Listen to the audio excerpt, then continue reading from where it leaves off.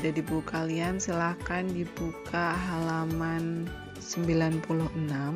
Nah, di situ dijelaskan berdasarkan komposisinya, materi yang ada di alam dapat diklasifikasikan menjadi zat tunggal dan zat campuran. Silakan kalian perhatikan bagiannya itu. Jadi materi dibagi jadi dua, zat tunggal dan zat campuran. Zat tunggal terdiri dari unsur dan senyawa.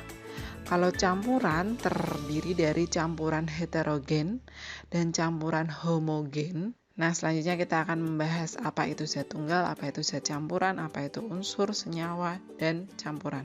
Yang pertama adalah unsur. Unsur merupakan zat tunggal yang tidak dapat diuraikan lagi menjadi zat yang lebih sederhana dengan proses kimia biasa. Dapat kalian lihat di tabel periodik unsur di buku kalian itu. Nah, unsur itu ada banyak. Nah, macam-macam itu semuanya tidak perlu kalian hafalkan sekarang, kecuali kalau kamu mau mempelajarinya lebih dalam nanti di kelas tingkatan yang lebih lanjut.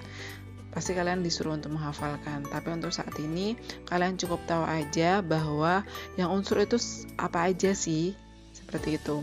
Nah, yang unsur-unsur yang udah ditemukan itu ada itu, macamnya, banyak sekali. Mungkin suatu saat nanti kalian juga bisa menemukan unsur, jadinya kalian bisa, nama kalian bisa tercatat dalam buku IPA, bisa jadi. Nah, unsur-unsur itu bisa kalian lihat itu, contohnya macam-macam sekali, banyak sekali di tabel itu. Ada emas, ada oksigen, ada seng, tembaga, dan macam-macam lagi. Nah, sebagai pelengkapnya kita juga sedikit mempelajari tentang cara pemberian lambang unsur. Nah, ini menurut Berzelius. Yang pertama, setiap unsur dilambangkan dengan satu huruf yang berasal dari huruf depan nama latinnya. Saya contohkan ini misalnya karbon. Seseorang menemukan unsur karbon. Karbon ini ditulis di sistem periodik unsurnya adalah huruf depannya, yaitu C. C besar. Ya. Jadi seperti poin nomor 2, huruf awal ditulis dengan huruf kapital. Berarti kalau karbon harus ditulis dengan huruf C besar.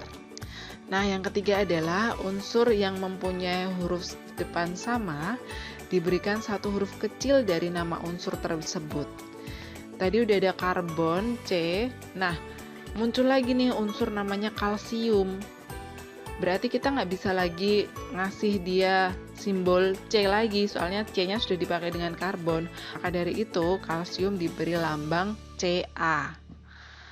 C-nya besar, kapital, A-nya kecil. Nah, Ca berarti kalsium, seperti itu. Setelah unsur, kita mempelajari tentang senyawa. Senyawa terdiri atas dua buah unsur atau lebih. Senyawa itu dapat diuraikan menjadi dua unsur atau lebih dengan proses kimia biasa. Nah, sifat suatu senyawa itu berbeda dengan sifat unsur-unsur penyusunnya. Saya berikan contoh di sini adalah H2O atau air. Nah, H2O itu tersusun dari unsur oksigen dan hidrogen. Nah, sifat yang berbeda seperti apa? Air sendiri sifatnya cair. Sedangkan kalau kita uraikan menjadi hidrogen dan oksigen, hidrogen sifatnya adalah gas. Dan oksigen juga sifatnya gas. Jadi sifatnya sangat berbeda.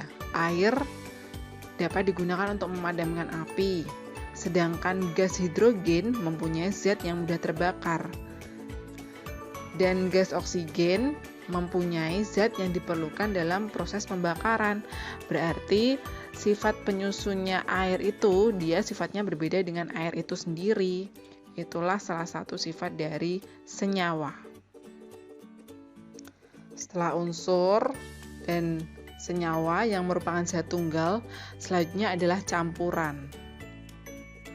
Campuran adalah suatu materi yang terdiri dari dua zat atau lebih yang masih mempunyai sifat zat asalnya. Jadi kalau senyawa tadi dia udah berbeda sekali dengan sifat zat asalnya, kalau campuran dia masih ada sifat zat asalnya. Nah, ini yang di gambar ini, yang di layar ini saya berikan contoh susu coklat, yang dimana itu adalah susu coklat ditambah air, berarti ya sifatnya masih sama, ada susu coklatnya, dan air sungai. Air sungai di dalamnya ada batu, ada kotoran, ada macam-macam. Nah, itu dia campuran, campur apa saja itu di dalam air sungai itu. Campuran dibedakan menjadi dua, yaitu campuran homogen dan campuran heterogen. Campuran homogen adalah campuran yang tidak dapat dibedakan zat-zat yang tercampur di dalamnya. Nah, seperti pada gambar itu, partikel zat yang terlarut tidak dapat terlihat, sehingga tidak dapat dibedakan dengan pelarutnya. Campuran homogen ini disebut juga larutan. Nah, larutan itu terdiri dari pelarut dan zat terlarut. Nah, pelarut misalnya adalah larutan garam, berarti pelarutnya adalah air, zat terlarutnya adalah garam. Nah, kalau dilarutkan nanti jadinya larutan. Nah, intinya yang campuran homogen ini dia tidak bisa dibedakan dengan mata telanjang antara pelarut dan zat terlarutnya. Contohnya sirup, yang lainnya larutan garam, larutan gula. Itu kan dia udah nyampur, jadinya susah untuk dibedakan antara zat terlarut dan pelarutnya. Larutan yang kita kenal dalam kehidupan sehari-hari itu dapat dikelompokkan menjadi larutan yang bersifat asam, basa, ataupun garam. Nah, itu bisa kalian lihat pada halaman 104, larutan asam, basa, dan garam. Yang pertama adalah larutan asam. Larutan asam di buku kalian itu dicontohkan jeruk, lemon, tomat, cuka dapur. Nah, larutan asam ini ciri-cirinya adalah rasanya masam, tidak boleh dicoba kecuali kalau makanan, dapat menimbulkan korosi, dan mengubah kertas lakmus biru menjadi berwarna merah. Kertas lakmus itu seperti apa? Kertas lakmus itu seperti ini. Nah, yang di samping itu. Kertas lakmus itu dapat kalian dapatkan di toko-toko bahan kimia. Itu dia bisa membedakan antara sifat asam dan basa. Nah, kertas lakmus ini dia ada yang warnanya merah, ada yang warnanya biru.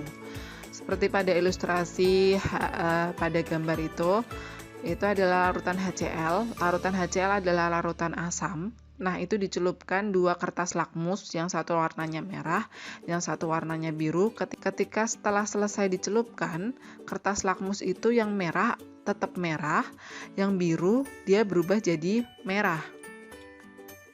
Selanjutnya adalah basa.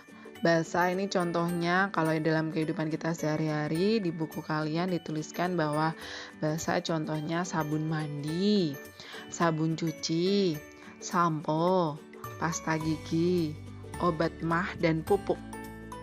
Nah, basa ini mempunyai ciri-ciri, mempunyai rasa agak pahit, tapi tidak boleh dicoba ya. Yang kedua adalah terasa licin di kulit. Dan yang ketiga adalah mengubah kertas lakmus merah menjadi biru. Nah, contohnya tadi sama seperti ilustrasi berikut ini. Misalnya ini adalah larutan NaOH, natrium hidroksida. Larutan NaOH itu adalah sifatnya basa. Nah, ketika dia dicelupkan dengan kertas lakmus merah dan biru, yang merah dia akan berubah menjadi biru. Sedangkan yang biru warnanya akan tetap biru. Nah, intinya adalah kalau yang tetap biru ada atau berubah jadi biru itu adalah basa. Kalian mengingatnya biru, B, basa gitu ya. Nah, berarti kalau merah berarti asam. Yang terakhir adalah garam. Nah, senyawa garam yang paling terkenal adalah garam dapur atau nama ilmiahnya NaCl atau natrium klorida. Nah, kalau garam ini kalau kita tes dengan kertas lakmus, nanti kertas lakmusnya yang merah akan tetap merah, yang biru juga tetap biru. Berarti tetap. Itu berarti nanti kalau ada seperti itu, berarti sifatnya adalah garam atau netral. Oke, selesai tentang campuran homogen. Selanjutnya adalah campuran heterogen. Jadi campuran heterogen ini adalah merupakan zat yang tidak dapat bercampur satu dengan yang lain secara sempurna, sehingga dapat dikenali zat penyusunnya.